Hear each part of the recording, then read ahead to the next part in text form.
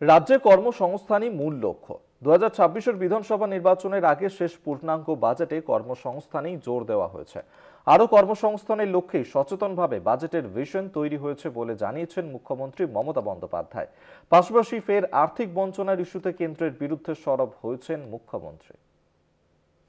চলছে বাজেট মরশুম। সদ্য পেশ হয়েছে কেন্দ্রীয় বাজেট, বুধবার পেশ হলো রাজ্য বাজেট।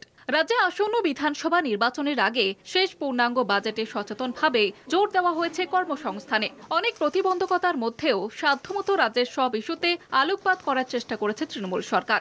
রাজ্যে আরও কর্মসংস্থানই যে মূল লক্ষ্য তার ইঙ্গিত মিলেছে মমতার বাজেট ভিশনে। এদিন বাজেট পেশের পর সাংবাদিক বৈঠকে মুখ্যমন্ত্রীর সঙ্গে উপস্থিত ছিলেন অর্থ প্রতিমন্ত্রী চন্দ্রিমা ভট্টাচার্য, অমিত মিত্র সহ অন্যান্যরা।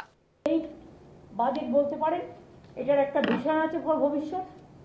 এই বাজেটটা কর্মসৃষ্টি করবে, প্রান্তিক চাষি থেকে শুরু করে গ্রামীণ মানুষ থেকে শুরু করে ঘরের মেয়েরা থেকে শুরু করে আমার ছোট ছোট ভাই বোনেরা থেকে শুরু করে সকলে যে 94টা স্কিম চলছে, শিক্ষার্থী থেকে শুরু করে সকলের জন্যই এমনভাবে তৈরি করা হয়েছে যাতে চিরকাল তারা যেন তাদের আর কারো কাছে হাত পাততে না হয়।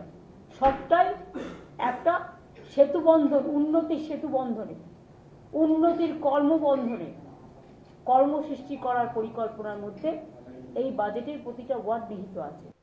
সম্প্রতি বিশ্ব বাণিজ্য সম্মেলনে রাজ্যে বিনিয়োগে আগ্রহ দেখিয়েছেন দেশের তাবড় শিল্পপতিরা। রাজ্যে কর্মসংস্থানের লক্ষ্যে যা যথেষ্ট তাৎপর্যপূর্ণ বলে মনে করেন মুখ্যমন্ত্রী। আমাদের ভিশন ইজ ভেরি ক্লিয়ার। আমাদের mission to create more and more employment. এইবারে বিজিপিএসে 4,40,595 কোটি টাকার প্রজেক্ট পেয়েছি এবং সেই প্রজেক্টের মধ্যে 16,000 কোটি টাকা তো আজকেই ক্লিয়ার হয়ে গেছে। রাজ্যের বিপুল প্রাপ্য মেটায়নি কেন্দ্র। 100 দিনের কাজ, বাংলার বাড়ির মতো প্রকল্পে কেন্দ্রীয় বরাদ্দ পুরোপুরি বন্ধ।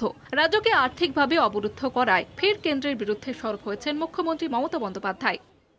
আমরা যেটা বলি, আমাদের যা ফান্ড পারমিট করে আমাদের নিজের রাজস্ব থেকে, এখন একটাই ট্যাক্স, জিএসটি ট্যাক্স, সবটাই তুলে নিয়ে যায় কেন্দ্র, কিন্তু আমাদের ভাগ্যে যেটা পাওয়া উচিত সেটা কিন্তু আমাদের দেওয়া হয় না। 100 দিনের কাজ বন্ধ করে দেওয়া হয়েছে, গ্রামীণ রাস্তার কাজ বন্ধ করে দেওয়া হয়েছে, আবাসনের কাজ, যে গ্রামীণ বাড়ি বন্ধ করে দেওয়া হয়েছে। মুখ্যমন্ত্রীর সুপরিকল্পিত বাজেটে সব শ্রেণীর মানুষকে সুবিধা প্রদান করা হয়েছে।